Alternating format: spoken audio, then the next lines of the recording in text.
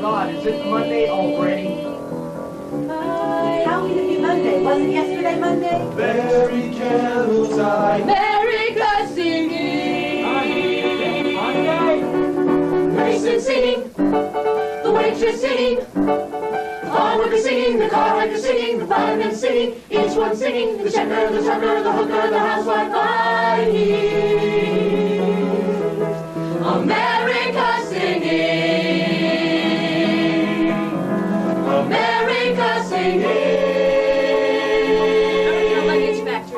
I always wanted to be a I'm not working at 6 foot 8 square. I would expect you have to take the $100,000 out of Hey, somebody, don't you wanna hear the story of my life? One of them movie companies, TV documentaries. Won't you come and ask me, please, and pay me $1 million? I'll tell you what I do at the store, 'cause if you pay me $1 million, I wouldn't gotta go and do it no more. 1, 2, 3, 4, just like the song say, all the live long day. Everybody done know that song, working for a living the whole day long, all the live long day.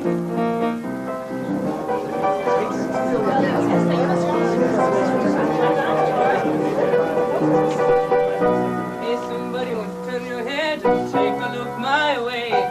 I'm getting old and I'll tell you, getting old ain't nothing new. Stuck again with you know who.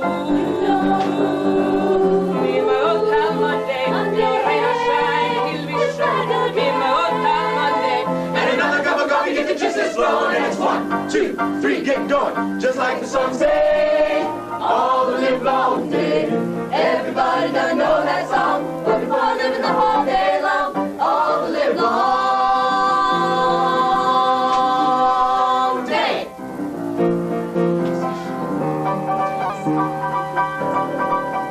All I am is just a housewife. Nothing special. Sometimes I don't have to watch today. I think this says, dish says, My wife might cook this.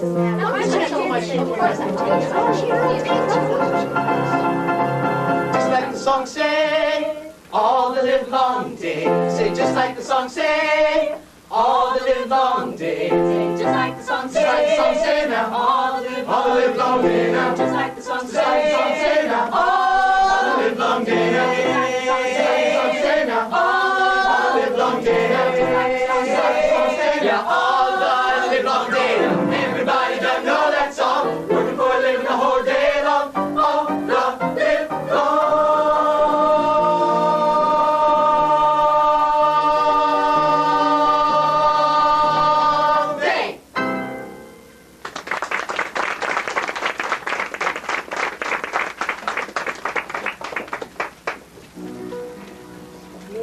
somebody, don't you wanna hear the story of my life? One of them I'm a dying breed, a laborer, strictly muscle work. I lift between 40 and 50,000 pounds of steel a day. I know that's hard to believe. From 300 and 400 pound pieces down to 3 and 4 pound pieces. All day long, I lift it up, put it down, lift it up, put it down, lift it up, and put it down. I don't get excited about my job. You see, when the arm starts moving, the brain stops. It's not that the average working guy is dumb. He's tired, that's all. We had this kid at work this summer, a college boy. He saw me with a book in my back pocket one day and he said, "You read?" I said, "What do you mean, I read?" He said, "All these dummies around here read are the sports pages of the comics. What are you doing with a book?" You see, it's the non-recognition by other people that gets to you. To say that a woman is just a housewife, it's degrading, am I right? Likewise, to say that a guy is just a laborer, well, it gets to you sometimes. Especially when you're picking up all that steel. You're thinking someday it's going to be a truck or a car or a boat. And some guy's going to get into it, and he's not even thinking about you. All he's thinking about is sitting in his air-conditioned car, driving to his air-conditioned office, and just leaning back, enjoying the ride. So where the hell is the parking attendant? It just couldn't take that long to park a damn car. He's probably up there listening to the radio, driving around. Why can't people realize some of us have work to do? Can you imagine that? I've been parking cars for 32 years. Ever since I was 16, still doing it. In my younger days, I was the best. Could drive any car like a baby. Like a woman changing baby's diapers. All my days is cars. All my waking hours is cars. I drive my car to work, and when I get here, it's the customer's car. But when I go out, my wife drives. I'm known from Peking to Hong Kong, from the West Coast to the Pecos. Hiking cars is my game. In an automobile, I used to be a hell on wheels. That's what earned me my name. Ask anybody to tell you about lemonade. Ask anybody, and anybody will tell you there was a time when nobody could beat me doing what I do. I'd punch at a ticket, slide under the wheel, and run up the bad habit under control. Using one hand, I'd spin her around, and without backing up, put her straight in the hole. People wonder how I do it. Ain't nothing to it, 'cause I'm loving how the wizard. One swing now, that's me. Loving Al is a wizard, so don't be surprised at what you see. One swing in, one swing out. Look out, there it goes. Now when you park your cars here, you work it for tips, so you get to know all types. Now there's the worker, he's the best tipper. He works all day, but he'll still give you 50 cents. Then we get some people in a big Cadillac. Know what he'll give you? One thin time. Then we got a regular customers. They tip once a week. We give them what we call soiree service. Of course, those who don't tip, well, we still have to give them service. But it ain't soiree. Why can't I be a rich man with some big bucks in my jeans?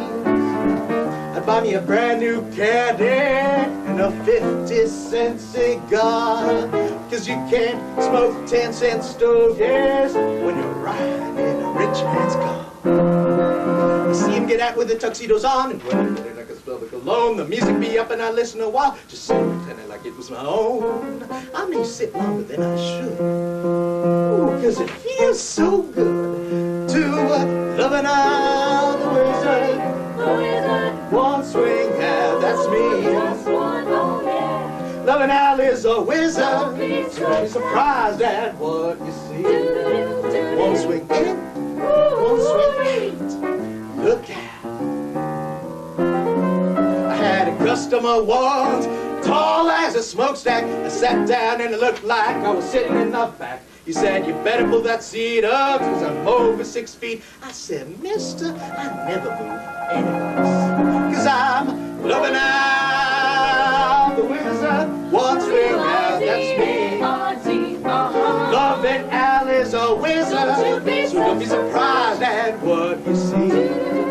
One swing in, one swing out. Look out. I'm loving Al the wizard. Wheels and me agree. Like little Bo Peep and her sheep. Loving Al is a wizard.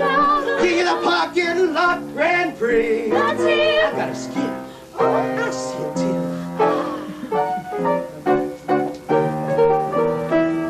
Loving Al, signing off. Oh yeah!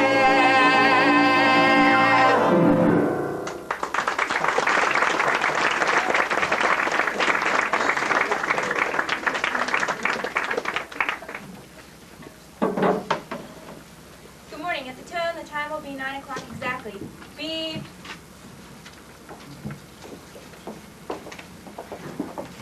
Miss Watson, this just arrived for you by special messenger. It's marked urgent, open immediately. Nora, dear. I know you're overloaded, but would you mind getting this done? It's urgent. I need it in 2 weeks. I could do this in 2 hours. So I put it on the back burner and produced it on time. When I first came here, I'd come early and stay late. I'd work a project to the wall, get it really done right, and then ask for more. They didn't like that. I was out of line. I was ruining the curve. Everyone else was rationing his time, playing cards for 3 hours at lunch or sunbathing on the roof. I realized, all right, the road to ruin is doing a good job. The absurd thing is once I decided to stop doing a good job, people recognized a kind of authority in me. Now I'm just moving ahead like blazes. Miss Watson, Mr. Roberts asked you to read this initially if you agree. It's not just the assembly line worker whose job is too small for his spirit, you know. A job like mine, you put your spirit into it, you'd sabotage immediately. Jobs aren't big enough for people. But I've noticed, if you ask someone who they are, people define themselves by their job.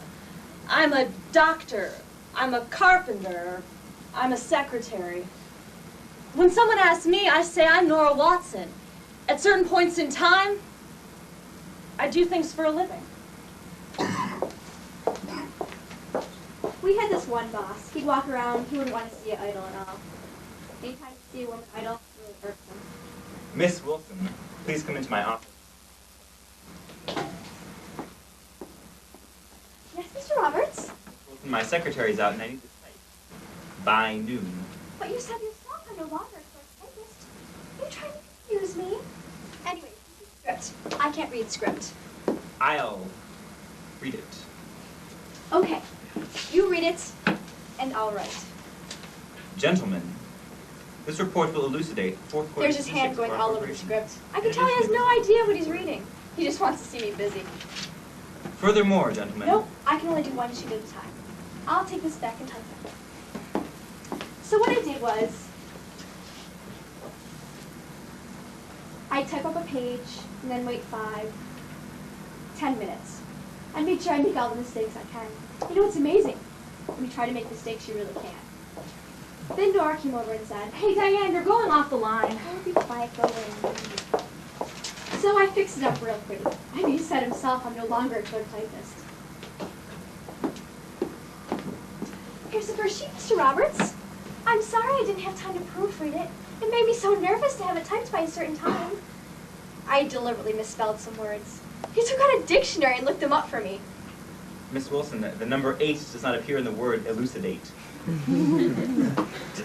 So I took it back. I crossed out the misspelled words, squeezed in the new ones. 12:30 rolls around, and the work just looked terrible.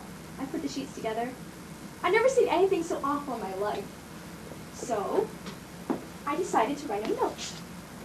Dear Mr. Roberts, you have been so helpful. You proofread, you look up words for your secretary. It must be just marvelous working for you. You really must call on me again. I never heard from him. Good afternoon. At the time will be 1 o'clock exactly. Beep! I'm president and chief executive of this corporation. I have a lavish office, 2 secretaries, a private dining room, a private chef. I couldn't be more secure, right? I don't know of any position in the corporate world where an executive is sure of his job from moment to moment. Oh, we put on a front. Nothing can happen to me, I'm too important. The fear is there. You can smell it. When a top executive is fired, the shock to him is tremendous. Suddenly his Cadillac is taken away. His Watts line is taken away. Even his phone at home stops ringing. Everyone shuns him because they don't want to be associated with him. Bingo. He's dead. We hired a new vice president. He was with us about 6 months. Totally incompetent. I called him into my office, told him he was through. Gave him a nice severance pay. He broke down and cried. What did I do wrong? My daughter's getting married next month. How am I going to face people? He cried and he cried. And he cried. We couldn't keep him on. We had to let him go. Must be difficult being removed from that status situation. Suddenly, no one calls. Ever. Sometimes the power and the status begin to seem empty. It's like king of the mountain. Sometimes you have the feeling of little boys playing a business. It's as if... I want to talk about that. Paper collect. I really don't know what prompted me to be a newsboy. It's just sort of the way you get started, you know? And it's a real good experience insofar as the business world. Thank you. Gee, it's neat to be a newsboy. You ride your bike around the neighborhood. You get known at the stores and out of your chores, and it pays real good. If you're 11, gee, I dig the world of finance and doing business like my daddy does. And I can grow up to be Horatio Alger, whoever he was. Oh, I like my paper out quite a bit, but there's the one part that's my favorite. You put your hands around the paper, throw the paper in the bushes, watch the bushes go. Boing, you watch the bushes go. Boing, you watch the bushes go. Oh, so when you had to drag cause your mom's been nagging and your sister's been annoying, throw the paper in the bushes, watch the bushes go. Boing, boing, boing, boing, boing. Hey, it's boss to meet the public. You learn who pays you quick and who forgets. You learn new words to swear and things to beware, like having debts, woof, and German shepherds. Hey, it's nifty making contacts. There's major people in my half a mile, and I could grow up to be the president someday if I practice my smile. Oh, and any time I want to call it quits, I just think about those fringe benefits.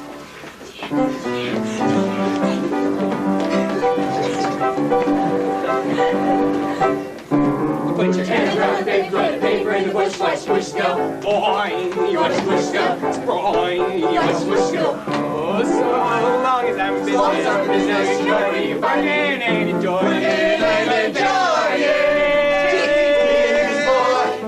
Watch the bushes go. Boing, boing, boing, boing, boing.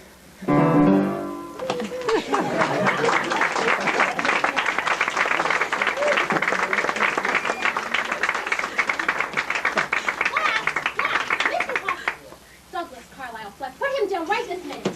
Come on, time to go home. Practice your spelling words, please. Every morning at 9 o'clock, we have a salute to the flag.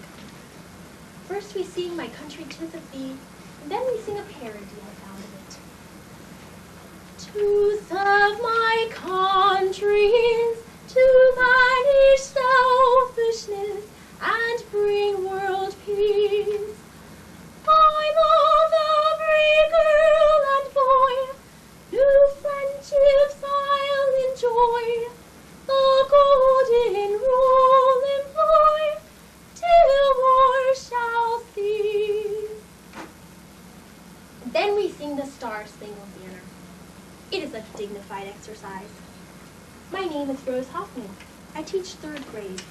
At 9:15 we start with arithmetic. I have tables fun on the board. Multiplication.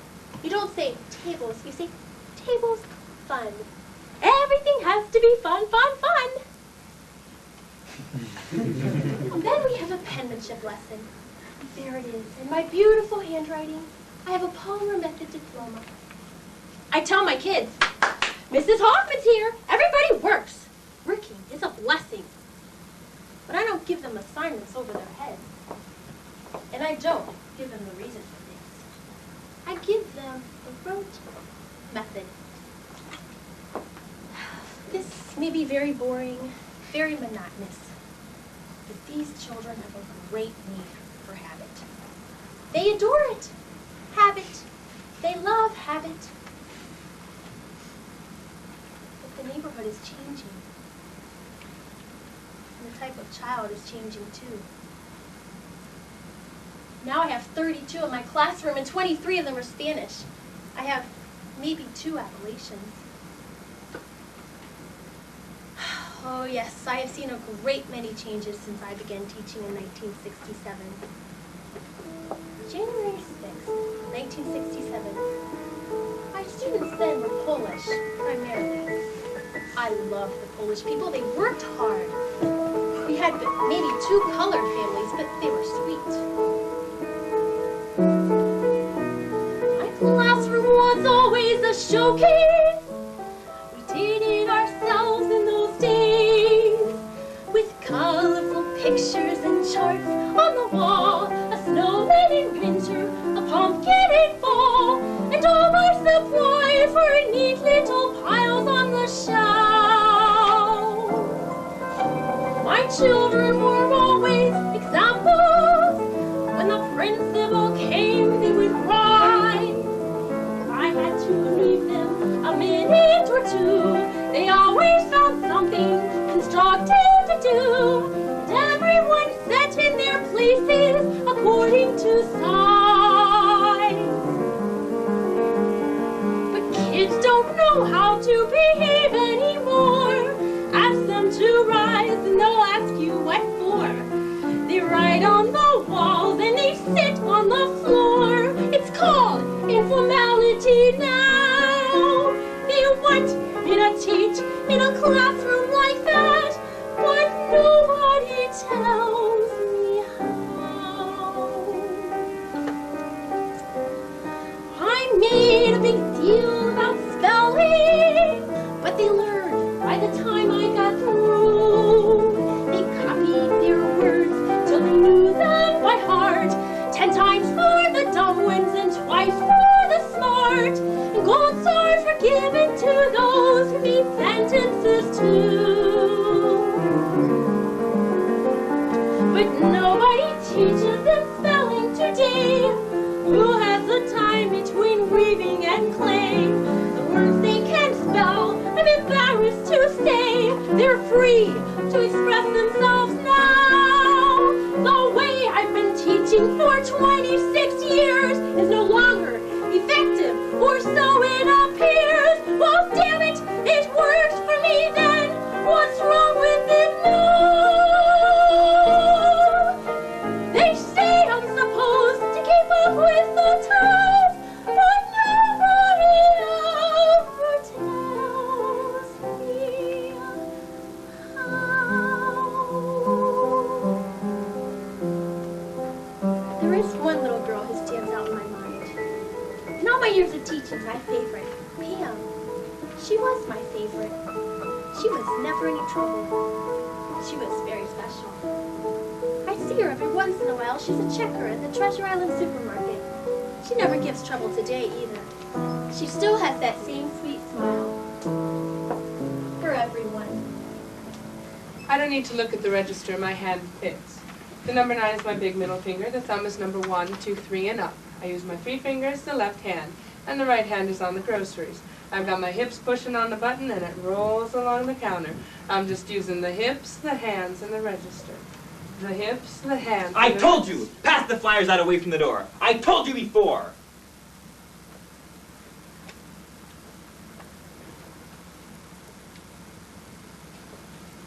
Hey, Jim, how about a break?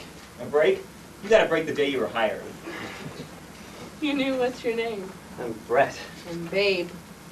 There's a few of you checkers who are nice. There's that one who's incredibly sad, Pam. She was saying how she wanted to go back to school and get her teaching credit, but she can't because her hours are wrong. She can't get her hours changed. Yet she's not bitter. If she dies a checker and never enriches her life, that's okay, because those are her hours. I'm a checker. And I'm very proud of it. I'm not ashamed that I've got to wear nurse's shoes and a uniform and that I've got varicose veins.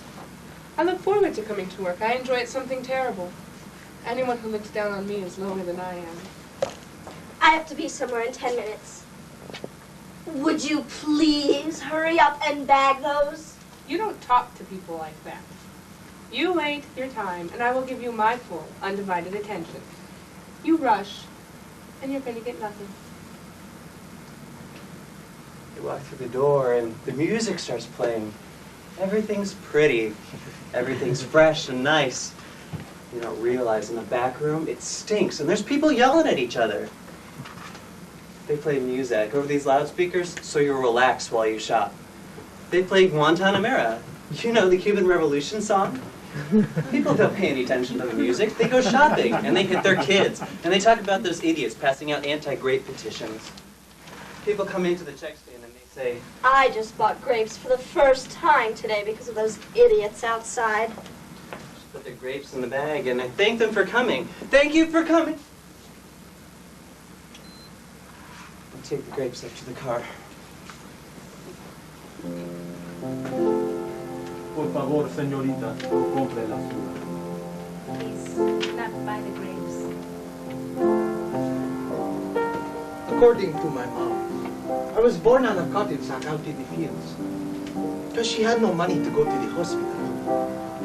We used to migrate from California to Arizona and back and forth. The things I saw, they shaped my life. I started picking crops when I was 8. I couldn't do much, but every little bit counts. Every time I would get behind in my chores, I would get a carrot thrown at me by my parents. I would picture my mom living in the same place all the time and being admired by all the people in the community. All of a sudden, I'd be rudely awakened by a broken carrot in my back.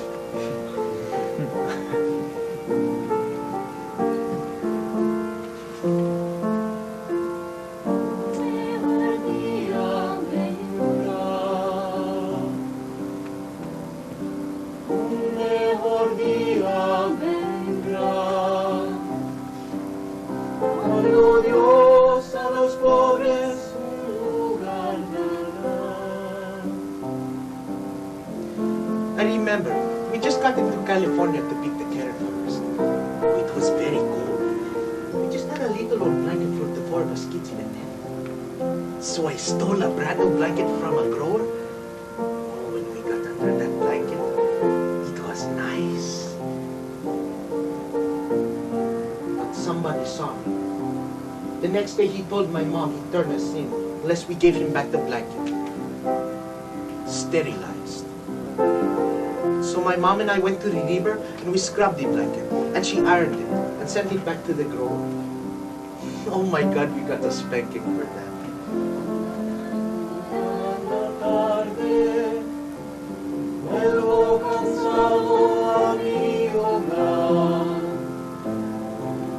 Soñando el futuro, olvido, dolor y pesar. ¿Dónde se ha ido mi vida? ¿Dónde se ha ido mi juventud? Perdidas en las palabras que el viento me trae, un día mejor vendrá.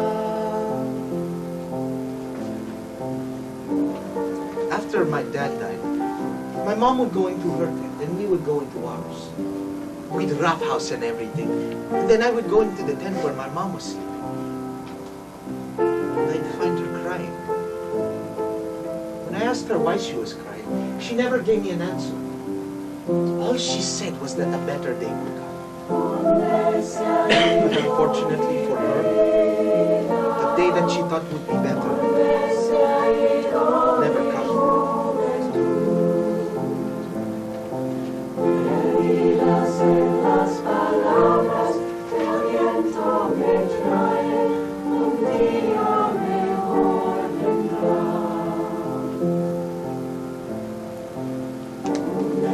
People will see in the winter, ice on the fields. In the summer, picking watermelons in 105 degrees.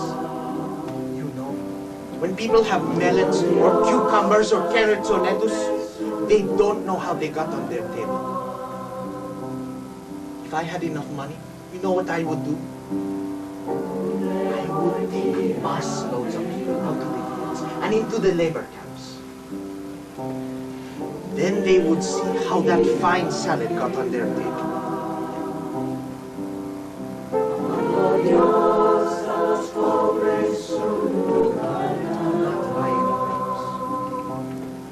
Por favor, no compre las uvas.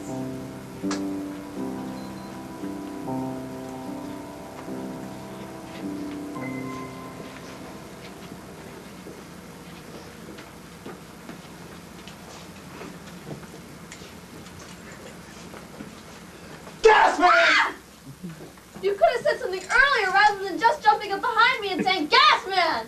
I'm sorry. It's down there. Thank you. You gotta make some excitement for yourself during the day, you know? Like those meters. I can read those meters from 20, 30 feet away. 25, 62. No problem. 20. 39, 75. Where is he? Where is he? I've been bit once already by a Doberman. That's the biggest part of the dog's day, when the gas man comes. Oh, there was one time when I was trying to make friends with the dog. He was a Schnauzer. I started to walk away because it started to bark its little full head off. I thought, then all of a sudden, it just fell over on its side. I thought the thing had a heart attack. The owner says, he usually relapses from barking too much. Usually, I just hit him over the head with my flashlight. The owner says, why'd you hit it? The dog's not gonna bite you. I say, lady, it's jumping on me, it's scratching me. Then, you kick those mothers down the stairs. Oh, even if you didn't do anything to you, you try to get them for the one you missed a couple houses back. Yeah, the big topic of conversation with us is dogs. And women. If you've got a nice, cute chicken, that kind of brightens your day. We have this code we put on the card, Q. That stands for cutie. If you've got a nice lady sitting there in a two-piece bathing suit, she'll be lying on her stomach and you'll have her top strap undone. If you go up there and you scare her good enough, she'll jump up. If you scare her when she jumps up, you'll be able to see them better. Oh, this takes time, and it gives you something to do. Sort of adds some excitement to the day.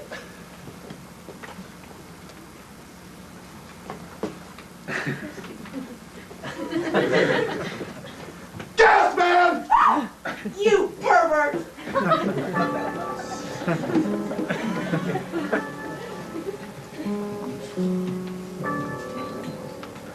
Work? Oh, I don't work. Well, I mean, yes, I work, but I don't have a job. I mean, well, what I do only matters to 5 people.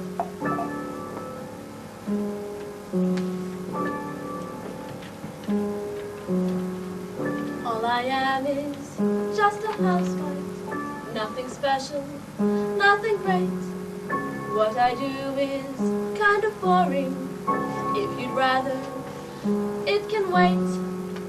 All I am is someone's mother, all I am is someone's wife, all of which seems unimportant. All it is just my life.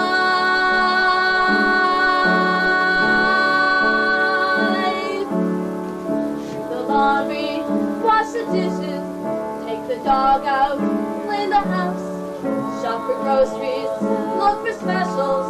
God, it sounds so Mickey Mouse. Drop the kids off, pick the shirts up, try to lose weight, try again. Keep the troops fed, pick their things up, lose your patience, count to 10. 4, 5, 6, 7, 8, 9, 10. All I am is just a housewife, nothing great. What I do is out of fashion, what I feel is out of date. All I am is someone's mother. Right away I'm not too bright. What I do is unfulfilling, so the TV talk shows tell me every night. I don't mean to complain at all, but they make you feel like you're 2 feet tall when you're just a wife. Nowadays all the magazines make a bunch of beans out of family life. You're with if you go to work, but you're just a jerk if you say you won't. Just a house. Women's lips say they think it's fine if the choice is mine, but you know they don't. What I do, what I choose to do, may be dumb to you, but it's not to me. Is it dumb that they need me there? Is it dumb to care? Cause I do, you see. And I mean, did you ever think, really stop and think what a job it was?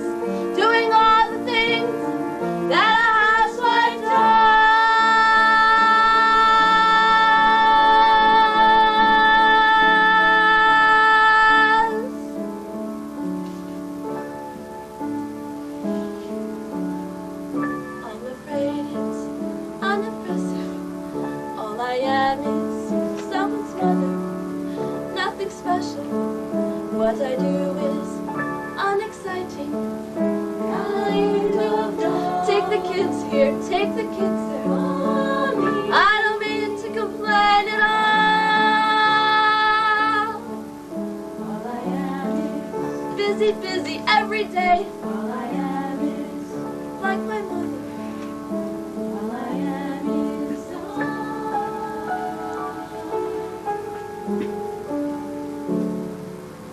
just a housewife.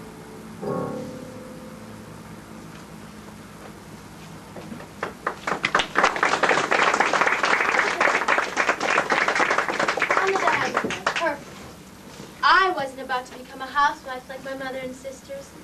I think I've always known that I wanted more out of life. I was 15, going on 16. I was sitting in a coffee shop when a friend came by. She said, "Hurry up, there's a cab waiting. You can make $50 in 20 minutes. We went up to this penthouse. The guy up there was quite well known.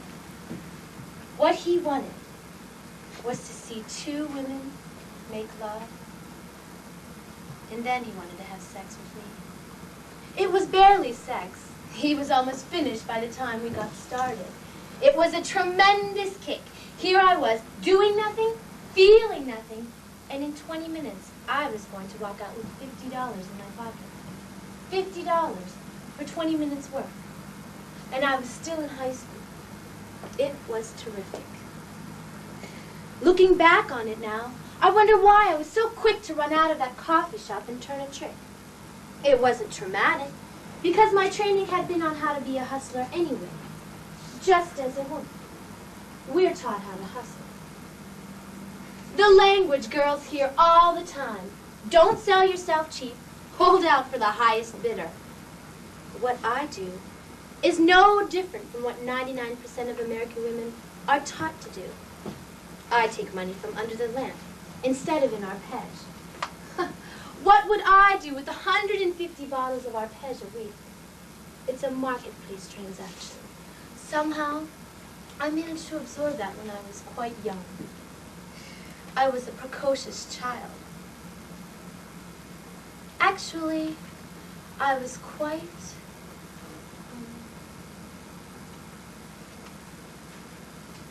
lonely. I didn't experience myself as being attractive. I didn't look like a Pepsi Cola ad.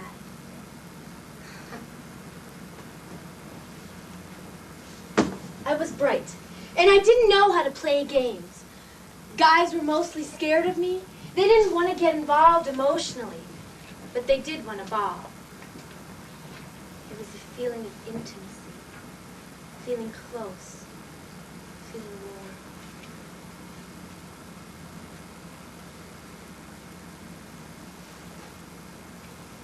You become your job. I'm a hustler. Even when I'm not hustling, I am a hustler. What you do is what you are.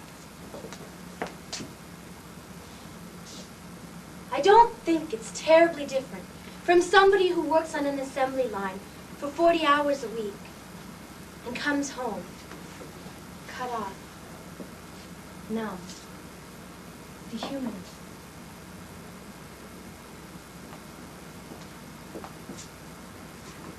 People aren't built to turn on and off like water faucets. I work in a luggage factory. We make suitcases. The tank I work in is 6 foot deep, 8 foot square.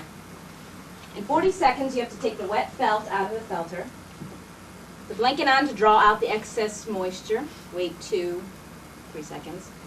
Take the blanket off. The wet felt up and balance it on your shoulder. Reach over and get the hose. Spray the inside of the copper screen. Turn around. Walk to the dry dye behind you. Take the hot piece off and set it on the floor. Put the wet piece on the dry dye. Press this button. Inspect the piece we just took off. Stack it and count it. 40 seconds. In the summertime, the temperature at our workstation ranges anywhere from 100 to 150 degrees. I've taken thermometers and checked it out. I have arthritis in the joints of my fingers and my shoulder naturally from balancing that wet piece. The hose will sometimes leak and spray back on you. The hydraulic presses leak, so you're slipping on oil. You have the possibility of being burnt every time that wet fat felt hits the hot dye. You're just engulfed in a cloud of steam every 40 seconds. 40 seconds. The tanks run 24 hours a day. All day long, it's the same thing over and over and over. You cannot at any time leave the tank. The pieces in the dye will burn while you're gone. If you're real sick and in urgent need, you do turn it off. You turn the trouble light on and you wait for the tool man to come and take your place. I work an 8-hour shift with 2 10-minute breaks, 1 20-minute break for lunch.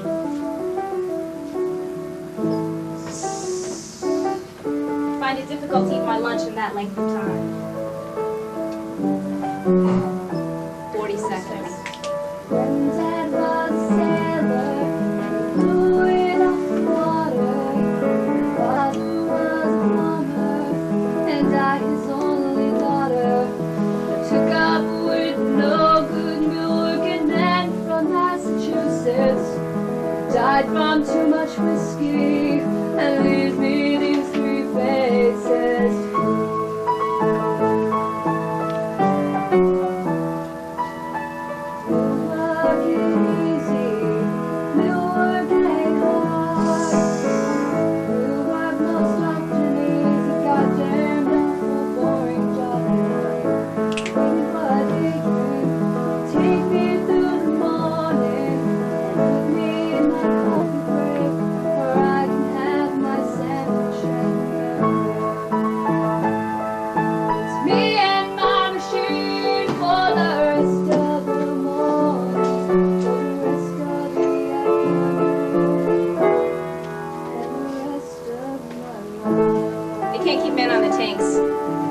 Too monotonous.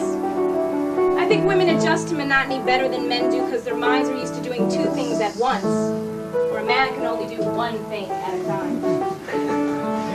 It's the same way on the tanks. You get to be automatic in what you're doing. Your mind is doing something else.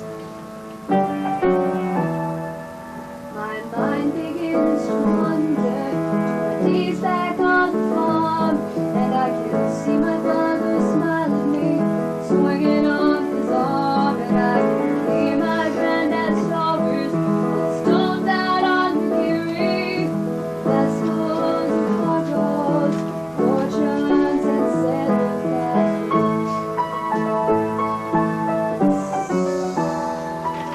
It's my life has been wasted, and I have been a fool to let this manufacturer use my body for school. I get to ride home in the evening, staring at my hands, swearing by my sorrow that a young girl ought to stand a better chance. And may I work this mill just as long as I am able, and never meet the man whose name is on the label. It's me and my machine for the rest of the morning, for the rest of the afternoon, and the rest of my life.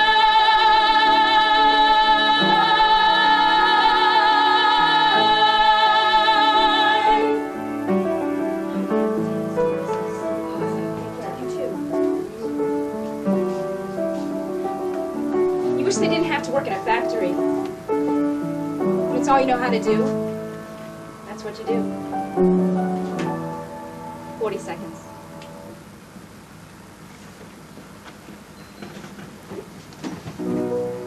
Hey, somebody, do you got the time? The last hour is the worst. You sit there with one eye and walk on my Guys, get home and take it off my tie. Oh, can of cold beer. Might be having one of the one-eyed monster. I'll tell you, when that whistle blows, you got a lot of guys that want to hang around. I just want to get out of here.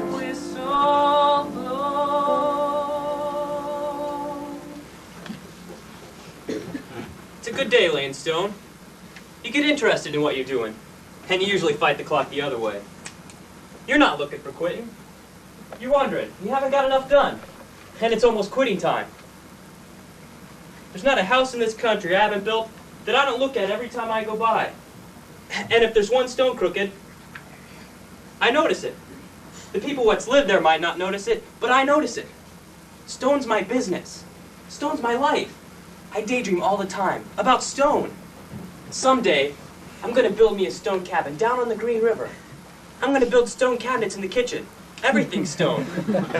All my dreams. It seems like they got to have a piece of rock mixed up in them.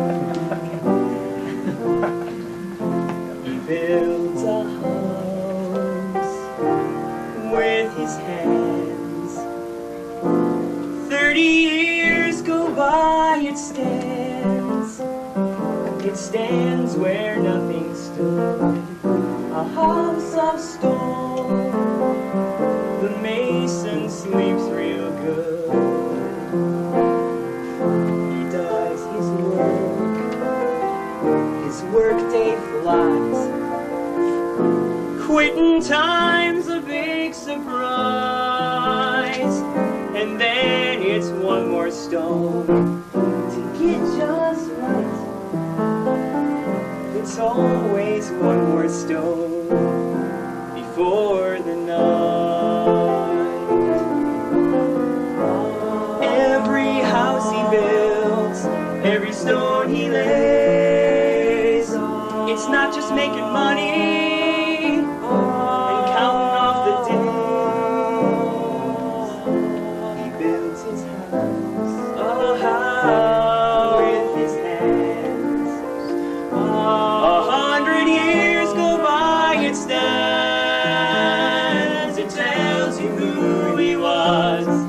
A life goes fast, but the work a mason does, it's meant to last.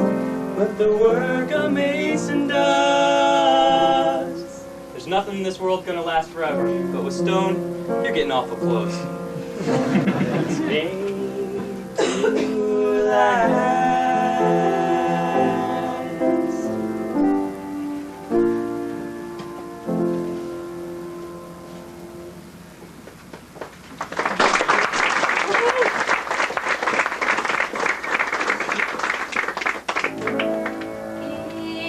If I could have been what I could have been, I could have been something. I wanted to be a writer. Major League Baseball, own a little farm. If what I could be had been left to me, I could have been something. But then I got married. The kids came along. My dad took sick. A tower of strength, a center of power at $10 an hour. You know, there's always been a stumbling block. I was going to work for a few years, buy myself a car, head down south. But then I met the wife. That kind of changed my plans. You never really know what you would have did. If I could have done what I could have done, I could have done big things. With some luck to do what I wanted to, I would have done big things. Swam a few rivers, Climbed a few hills, paid all my bills. Now it's just dreams that I'm stuck with, and hell, that ain't a lot to show. I never got far from the starting line, but deep down inside where it counts, I know. If I could have gone where I could have gone, I could have gone places with leeway to go. Far as I could go, I would have gone places to the front of the line, the top of the tier. A long way from here. Way back then I had ambition, a lot of stamina and guts. I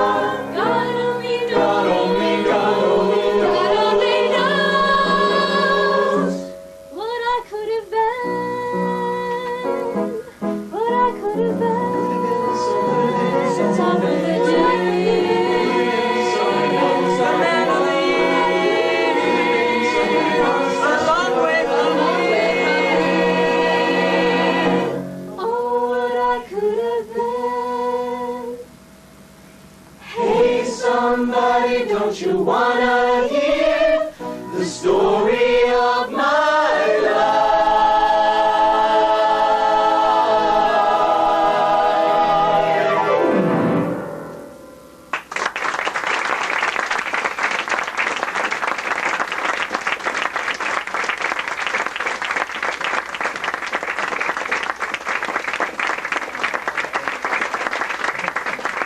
You kinda set your thoughts adrift as you feel the tension lift.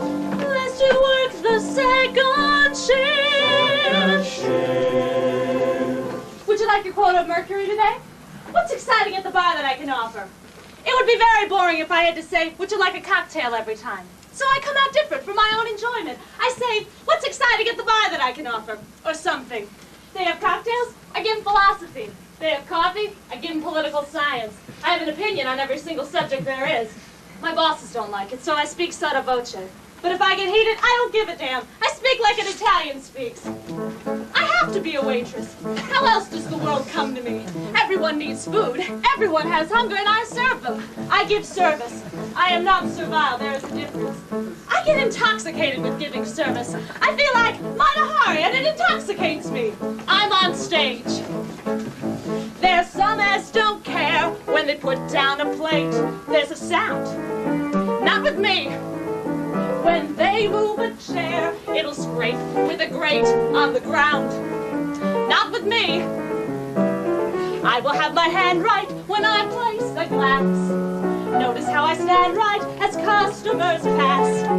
Serve a demi-tasse with a gesture so gentle, or do it again till it's near Oriental. Da da da da da. It's an art to be a fine waitress, to see that you pleasure each guest. There's a twist to my wrist if I let a fork drop or cut up a pork chop or serve a New York chop. It all needs to be stylish and smart. That's what makes it an art. Now I remember one day, as I do now and then, I had shakes. Down I went. There with my tray full of 7 prime tenderloin steaks. Down I went. But I kept my poise, not one guest heard me fall. Never made a noise, not one noise spoon and all. If you have to crawl, you give them what they like. You carry your tray like it's almost ballet-like. Da da da da da da da da da da. It's an art to be a fine waitress. Each evening I treasure the test. Though my chef may be deaf, I stay diplomatic. If I give him static, he might burn the haddock or put too much salt in a tart. Even that is an art. Your steak, m'lady. I like to say m'lady. I hate ma'am. And sometimes I'll say playfully to the man, your check, my lord. Well, let's see now. What do you think we should tip you? Well, do what you want. Don't play God with me. Tips? Ha! Tips are important to people like captains and barmen. For them, it's a tipsy. For me, I'm a gypsy. Just toss me a coin and I suddenly feel like I'm Carmen.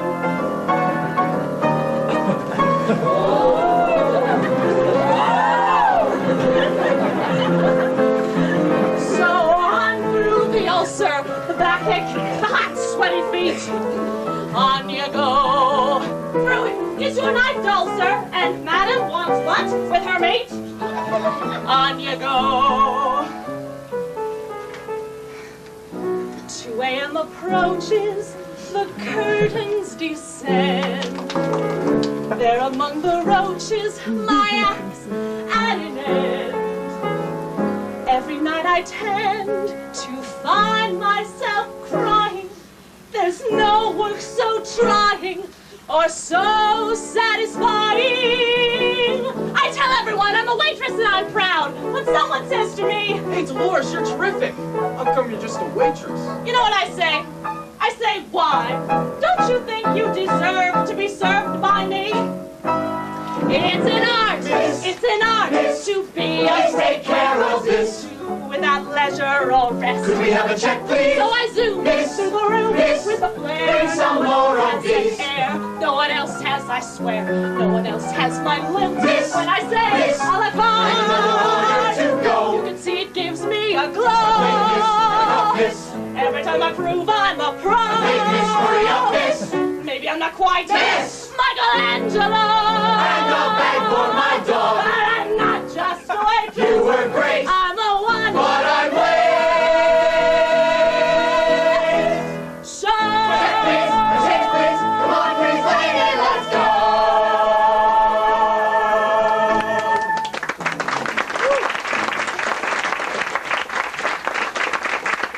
Okay, Dolores, now don't you go flirting around with any other guys while I'm gone. Oh no, Frank, it's just you and me and Dave. All right. Gotcha. No, I'm telling you, she means nothing to me. Damn phone company. Operator 448, may I help you? Yeah, I just got cut off. I'm sorry you're having trouble, sir. May I have the number you were dialing? Yeah, 502-441-6472. I'm sorry, sir. That number is busy. Jesus, lady, I was just talking to her. What's wrong with you guys? Perhaps your party is trying to reach you. Why don't you wait 5 minutes and then place your call again? Sometimes you really want to talk to them when they sound upset. For me, it's a temptation to say, gee, what's the matter? Oh, but you can't say more than, I'm sorry you're having trouble. If you get caught talking to a customer, it's a mark against you. One man said, operator, I'm lonesome. Will you talk to me? And I said, gee, I'm sorry, I can't. But you can't. I'm a communications person, and I can't communicate. There's only about 7 or 8 phrases you can use. That's it. Operator, may I help you? Good morning, may I help you? What number did you want? Would you repeat that, please? You're receiving a collect call from so-and-so. Would you accept the charges? Please deposit 70 cents for the first 3 minutes. And that's all you can say. Anybody who's ever done hotel operator likes hotel operators. It's not lonesome. You're talking to people. You ask another hotel operator, they like it. It's strange. I'm tired at the end of the day. Tired of talking. It's hard on the Your arms. arms don't get tired. Your These mouth cords gets are on tired. heavy weights. They get pretty heavy at the end of 8 Very hours. close. Sometimes the cords are as close together as your So fingers. close. And you've got to You reach plug in between to get you the break number your in between. fingernail. So you keep your fingernail short. Breaks your fingernails. Do I listen I to never listen in on phone conversations. But I'll tell you, Some girls really do. I used to work for Illinois Bell, I've never had and I that. don't care who the operator is. The greatest thing is listening in on phone conversations. Especially If you work nights, at night. it gets Sometimes really people on the quiet. line are so funny. I don't think Laugh there's an and operator who put tears hasn't down listened in your on phone face. conversations. The nights go faster. You want to hear a good one? It was 1 o'clock in the morning and a phone call came in. And I said, Holiday Inn? Because we're not Holiday Inn. I was just joking. So the boss calls me in and she says, Fran, why did you do it? You're a good operator and we all love you. But I don't understand. Why did you do it? And I said, I don't know. I just wanted to have a little fun. I always thought of the receptionist as, well, the dumb broad at the front desk taking phone messages. Now I'm one, so of course I've changed my opinion. She had to be special, right? Because I thought I was special. I was fine until we had this office party. I'd be having a fairly intelligent conversation with someone, and then they asked me what I did. When I'd say I'm a receptionist, they'd make an excuse and walk away. So now I make up other names for what I do. Communications control, servo mechanism. Ring. Bronson, Fisher, and Doyle, please hold. There isn't a 10-minute break in the whole day when the phone isn't ringing. You can't think, you can't read. I'll do drawings, Mondrian sort of, things of nature, but never people. I pretend I'm alone and things are quiet. I call it the land of no phone. I never answer the phone at home. Operator, may I help you? Bronson, Fisher, may I help you? Sometimes we sit here and we joke. Wouldn't it be great if we could take this whole handful of plugs and just yank them out? We think of it. We really think of it. If we could just pull them. Disconnect them and see what happens. At some point you run into somebody who says, Hello, operator. It's a nice day out. How's your day been? Busy? It hasn't been a rough day, has it?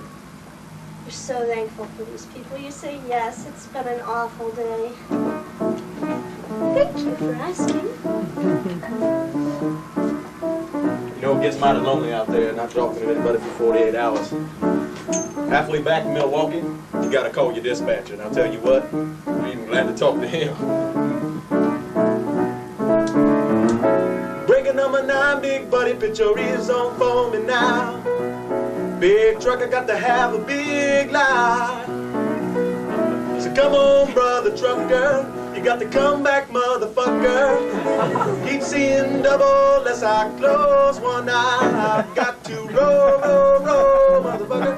Je ne me shame, but the shape I'm in. Roll, roll, roll, motherfucker. I'm back on my wheels again. Roll, roll, roll, brother trucker. Outward bound from South Bend. Roll, roll, roll, motherfucker. I'm back on my wheels again. Running out of whites. Goddamn in those headlights. 4 hours of sleep in the past 2 nights. But I'm gonna be alright. About halfway home. Can't get to the telephone. I'm hot as a pistol, dry as a bone. And I wonder if my baby's alone. I've got to roll, roll, roll, brother trucker. You say where and I say when. Roll, roll, roll, motherfucker. I'm back on my wheels again. Roll, roll, roll, brother trucker. Turn it around and do it again. Roll, roll, roll, motherfucker. I'm back on my wheels again. Moon over New Jersey, big state police. I'm in a hurry. Won't you let me go in peace? I'm independent. I ain't got no teams to do. Cause the FFL and the CIO stood on the road. And the only man telling me where to go is the man who owns the load. Roll, roll, roll, brother trucker. You say where and I'll say when. Roll, roll, roll, motherfucker. I'm back on my wheels again. Roll, roll, roll, brother trucker. Back it on up and do it again. Roll, roll, roll, motherfucker. I'm back on my wheels again.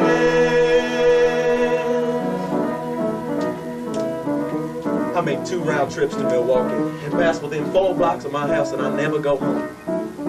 I see the lighted windows of the houses as I pass by, and I look in at the men sitting there with their families and their wives.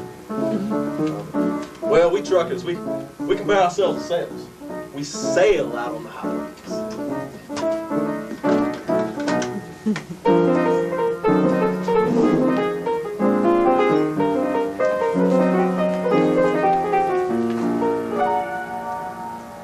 My wife I'd quit the sea. One time when my ship came back from India, she rode 18 hours on a bus just to come meet me. Give up the sea, I'm tired of being alone. I told her, just give me 1 more year, because we've been sailing and had plans. This run lasted 2 years. I gave my youth to the sea, and I'd come home and give her my old age.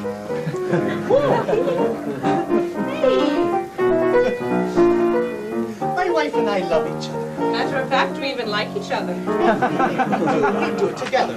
Even at night when I get up to go pee, she gets up and dances with me to the bathroom. Family that pees together stays together.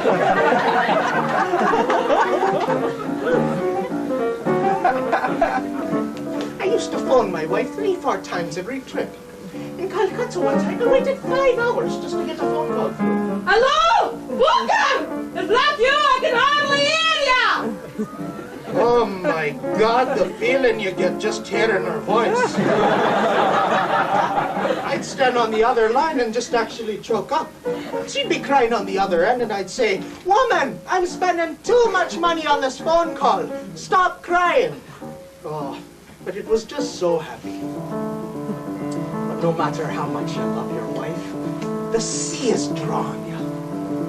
My dream is to buy a schooner, then live aboard and then charge it. That's what my wife and I are both planning for. Even at my age, I haven't given it up. If I get my schooner, that'll be it. That'll be tops. I'll have both my loves, my wife and my sea. I live to die and be buried at sea, and then be spread out at sea. Give me one more year. Just one more. I'll retire in about 15 more years. Another 12 years. I'd just like a new experience. The experience of not having to work anymore after all these years.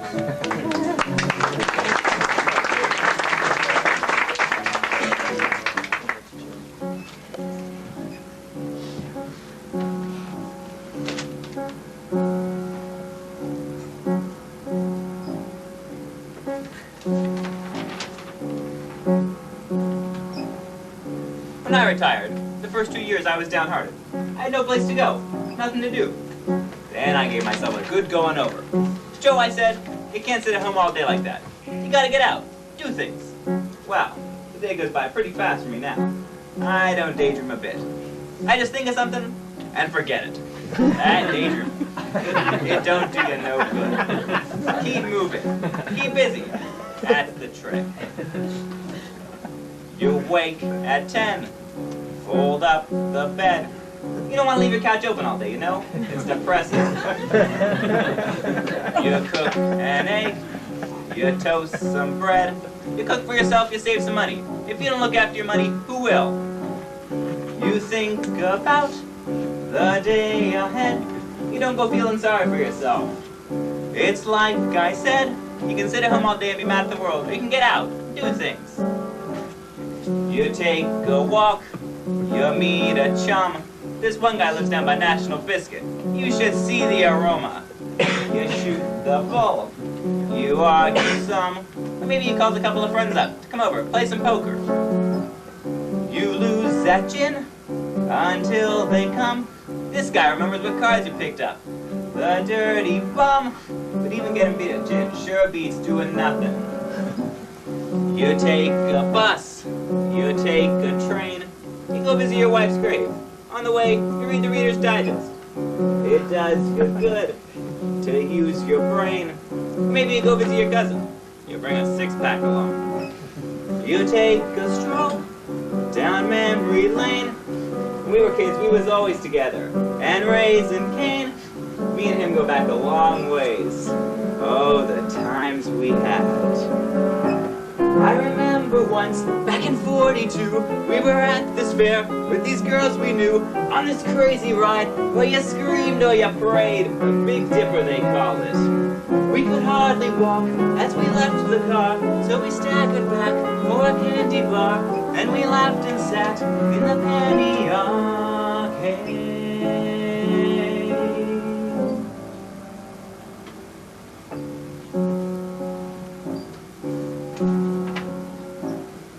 At 6 o'clock, you watch the news. Them damn politicians make you so mad you throw your slipper at the set. You cook some franks, no big to-dos. Most nights you lay around, if you straighten up, you call your daughter. You watch the game, you take a snooze, but then there's Sunday. Sunday's different. You change your shirt and shine your shoes, because you're going around the block to the tavern. You shoot some pool, you drink some beer. You don't have to have a lot to have a good time. You have maybe 3 or 4 in an evening. You find a pal, you bend his ear. You meet a lot of your crowd there Sunday nights. Sometimes you sing the kind of songs you never hear, like Pretty Baby or Tea for Two. And then you cheer. Last Sunday night we sang Till We Meet Again. Believe it or not, I once did a waltz to that song. Honest to God. I remember once I was 17, and the girl was like from a magazine, and the lights were low, and I really mean low. I think one of my friends had something to do with that. And I kissed her cheek as we waltzed away. I remember it like it's yesterday. Why was she surprised? I can hear her say, Joe?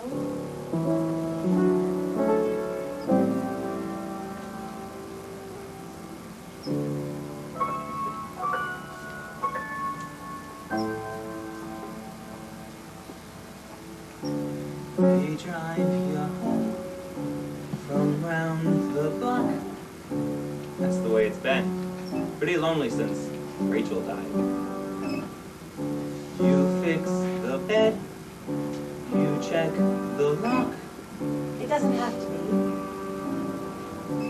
You wind the clock.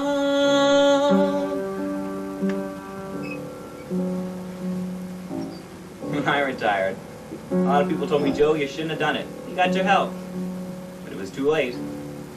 I don't know why I retired. It's just habit, I guess. But I got no regrets. I keep moving, keep busy. I go to fires sometime. You know that fire we had on Milwaukee Avenue a couple months ago? I was there.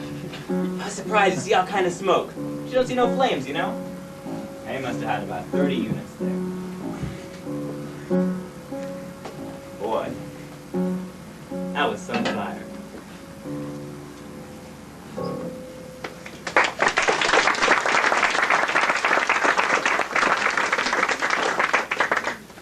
Go in there and fuck.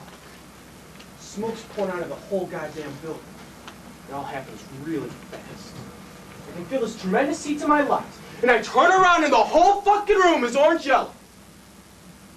I can just see the orange. I feel the heat. The lieutenant, the other fireman, got the ladder out and saved 2 people. There was this guy downstairs trying to get out the door. They had bolts on the door. He was burnt dead. You know what the lieutenant said? We lost the guy's shit. We lost the guy! But we saved 2 people. How are we supposed to know a guy's sleeping on the pool table downstairs? But we lost the guy. I always wanted to be a fireman. A lot of guys want to be firemen. It's like kids. Everybody's still a kid. Guys 40 years old are kids. They just start losing their hair or they don't screw as much. I used to be a cop. Know why I switched to a fireman? Because I liked people. And sometimes I would just feel this hate coming into me. I remember this one time I was on the roof of this project. There was this black guy about 6'7" standing at the top of these stairs with his back turned to me. I yelled up to him. I said, "Hey, fella, turn around!" I could see his elbows moving around his belt. I said, "Fella, turn around!" That's when it dawned on me he had a gun caught in his belt and was trying to pull it out of me. I said, "Holy shit!" So I grabbed my gun and I yelled, "You fucker, I'm gonna shoot!"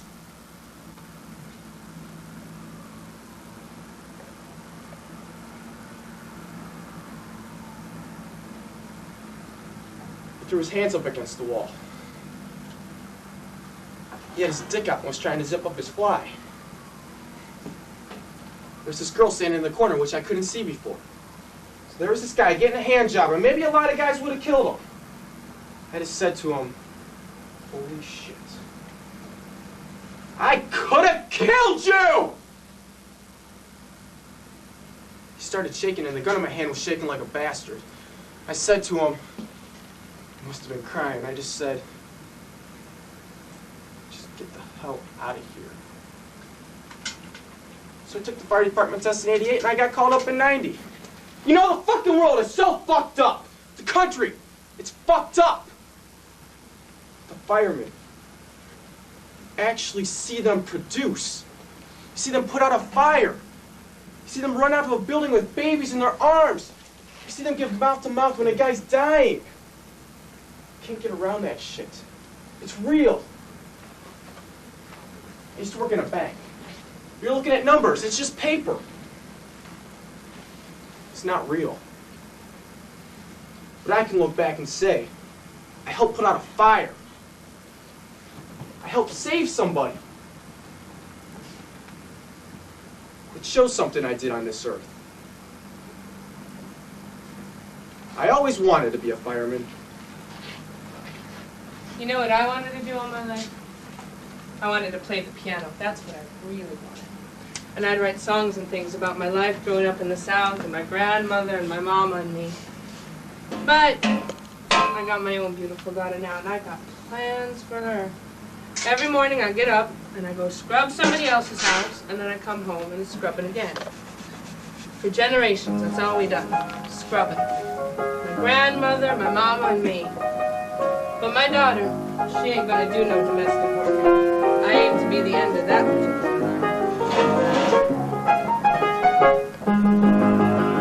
Mama working was a trade.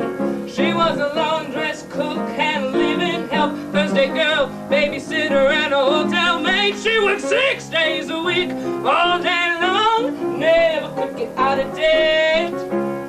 Those were the days when the minimum wage was anything that you could get.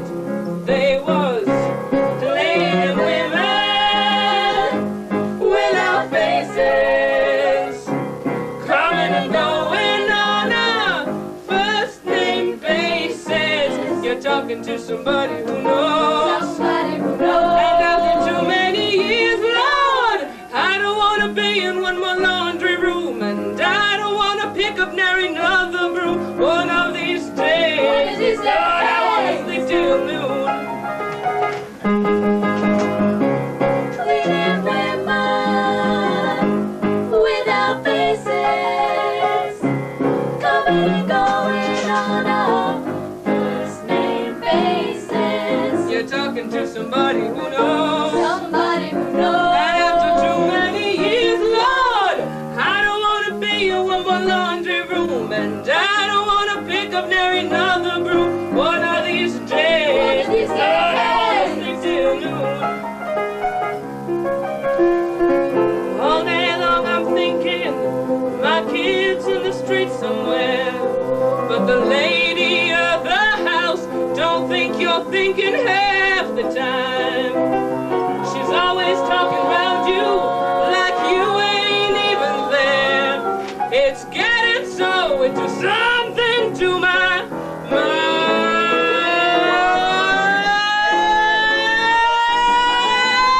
Got a daughter with her head on her shoulders, pretty as a picture too. She gonna hide her face and head behind her scrubbing floors like a worn-out mama too. And my legs don't give out of my back. Hold up, I'm gonna make the girl a better day. You'll never see her getting down on her knees unless that girl is down there to pray. No more cleaning women without faces, coming and going on a miss last name basis. She'll be the first in this family to have a face you can see, Lord. She ain't gonna be stuck inside no laundry room, and when she's sleeping, she be pushing her own broom. The day may never come when she can sleep till noon, but long as she can get up singing her own tune, for me that day, Lord, can't come too soon. I come from 4 generations of cleaning women, but my daughter, she's a whole new generation. That's what we got coming up today, a whole new generation.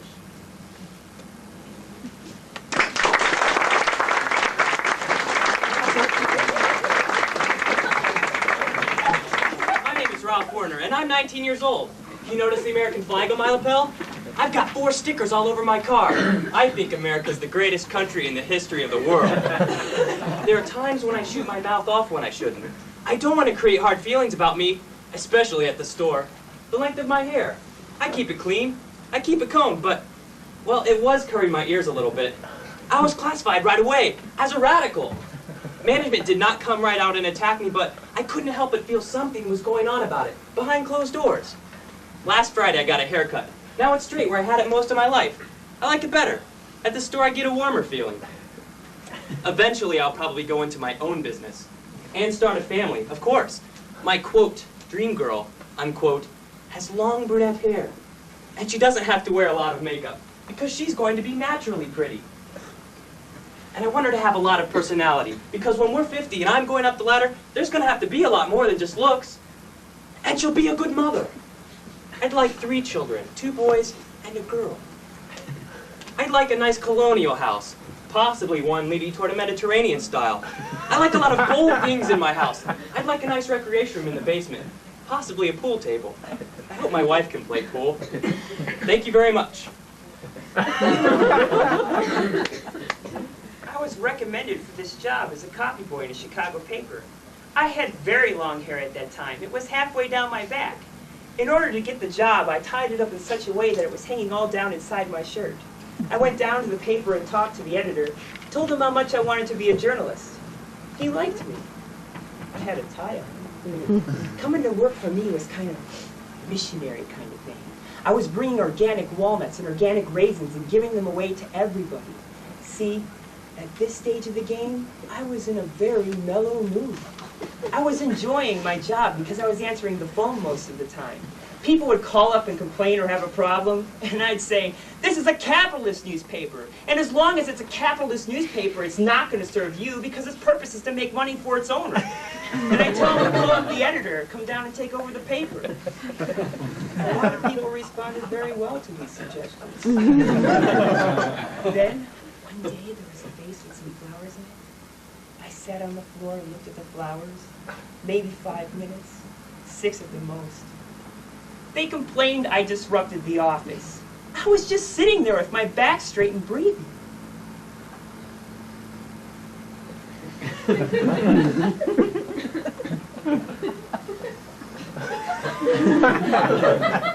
Right? Instead of that disrupts them, I wanted to be touched by these flowers. I stroked a couple of the petals really gently. I was trying to reach out and say, hey, plant, I know you're hearing this up. Okay, but I love you. The next morning, the editor calls me into his office and he said, blah, blah, blah, blah, blah, blah, blah. I wanted to take a baseball bat and smash his head in. He's a really nice person. I like him a lot. I don't think I would get much pleasure out of shooting him up with my .50 caliber machine gun and seeing his body splattered to pieces. All my fantasy spring at the office was getting a machine gun and shooting him, or getting a gun and walking into the editor's office and saying, okay, how do you face your death? I'd been thinking for months, what will I do when I get fired? I wanted to do something to show them, hey, I'm better than you motherfuckers. I got fired because I was different. I've been thinking, what can I do? Smoke a joint in the city room? Meditate in the library? Kidnap Marshall Field? Shoot him? I had to think fast. So I looked at the editor and I said, I hope you can live with the conditions you're creating. He just turned and walked out and started to cry. He hurried after me and said, wait a minute, I'm not the one creating these conditions. You are. I said, no, I'm not the one who has the power. You're the one who has the power. Then I hung around the office most of the day selling copies of Rising Up Anger. Now I've gotten myself on unemployment. They were nice to me the first few times. Then a woman told me to get a number. I wanted to tell her, fuck you! I can wait outside your apartment and knock you over the head and steal your money. That's bitterness. I don't like being bitter. I'm a pacifist.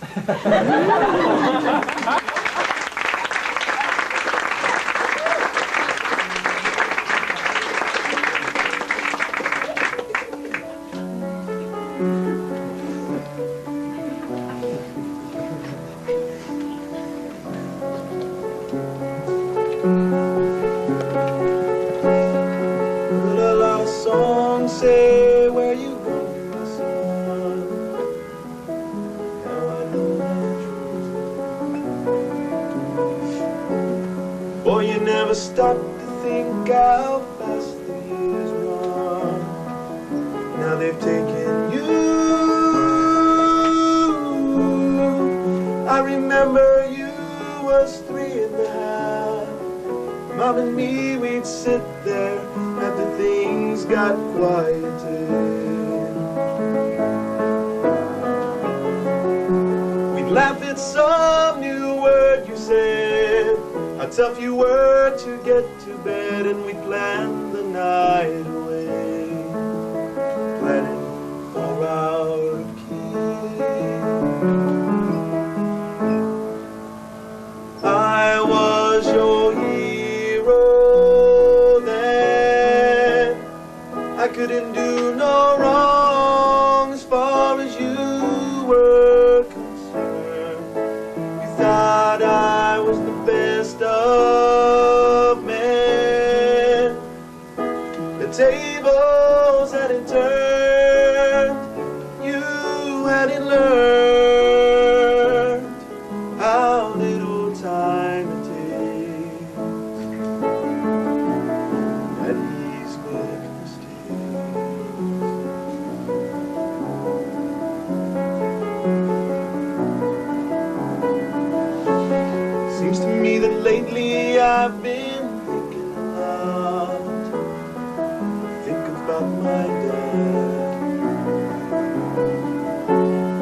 Lots of funny things come back, I thought I forgot. Now they make me sad.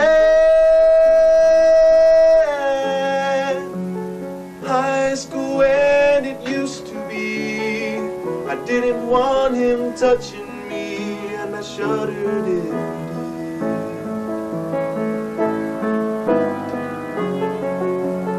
Further back to summer nights, baseball games beneath the lights, and sleeping in the car. My daddy and his kids. He was my hero then. He couldn't do no wrong as far as I was concerned. I thought he was the wisest and the strongest and the best of men. The tables hadn't turned. I hadn't learned how little time it takes. Everybody daddies make mistakes. This may sound kind of square, but my kid is my imprint. I mean, this is why I work. Because every time I see a sharp-dressed looking guy walking down the street, I'm looking at my son. I mean, I want my kid to be an effete snob. I want him to be able to quote Walt Whitman to me, and to be proud of him. I want him to be able to walk up to me, look me dead in the eye, and say, Dad, you're a nice guy, but you're a dummy. I mean, hell yes, if you can't improve yourself, you gotta improve your posterity. Otherwise, life just ain't worth living anymore. You might as well be back in that cave. As a matter of fact, I think that that very first caveman that went over that very first hill, he didn't do it just out of curiosity. He went so that one day, he could get his own son out of that cave.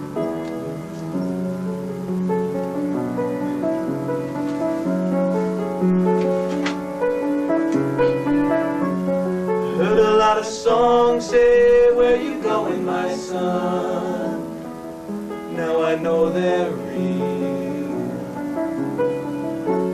Boy, you never stop, I never stop to think how fast the years get away from you. Especially when you're working your whole life away. I mean, day after day, I get up in the morning and I leave for work, and when I come home, that's one more day away from my son that I can't get back. And a lot of times it makes me think about my own father.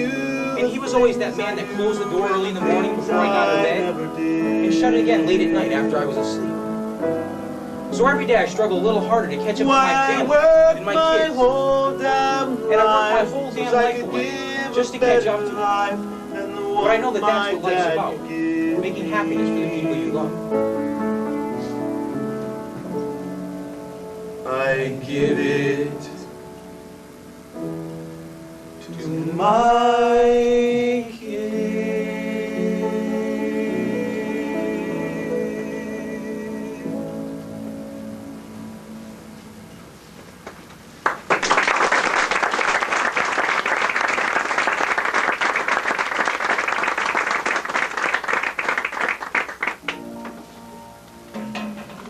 Somebody, don't you wanna hear the story of my life? So, you want to hear about my job? Well, I don't want to talk about my job. I'll talk about anything else but not U.S. fucking Steel. You know, unless a guy's crazy, he never really talks about work. I mean, he'll talk about the baseball game the other day, or how he got drunk the other night, and how he got laid, or how he didn't get laid. But you take a piece of work, say Michelangelo's Sistine Chapel. Now imagine Michelangelo painting that chapel 1,000 times a year. Even his mind would get a little dull by then.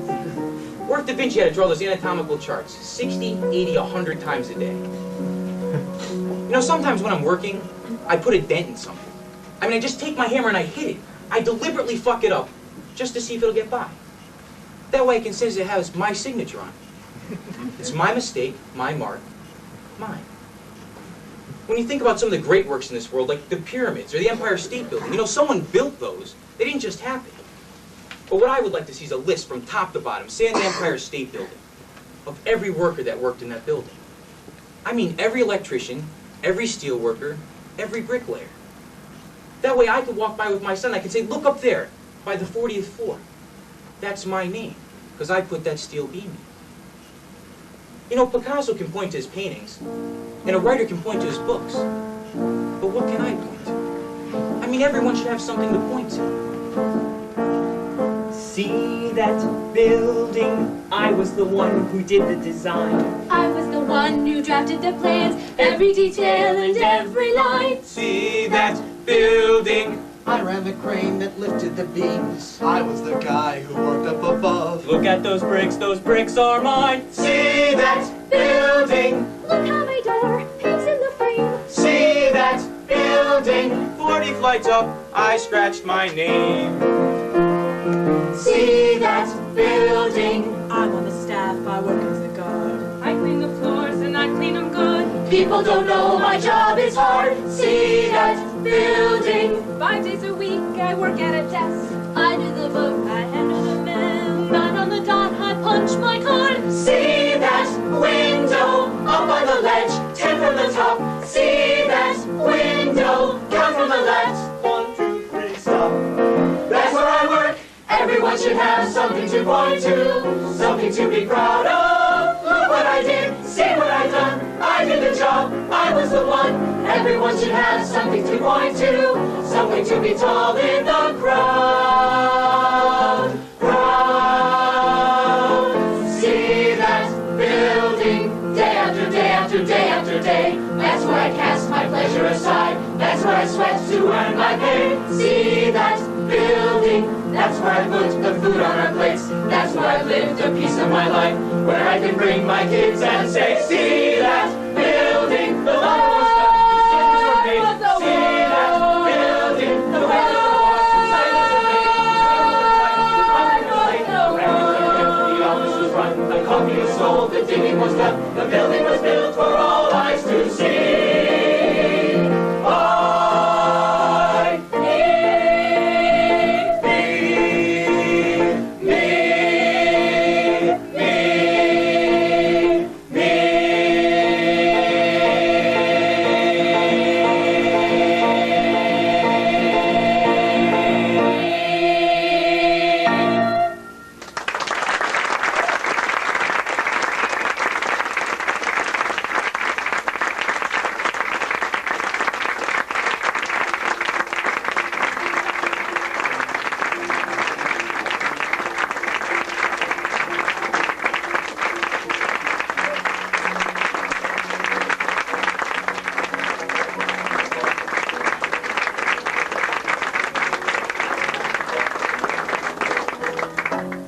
We'd like to thank you all for coming to another Players Theater Group production. We'd like to invite you to join us all for Liz Estrada next weekend to see many more theater productions in the future. Thank you and have a good night.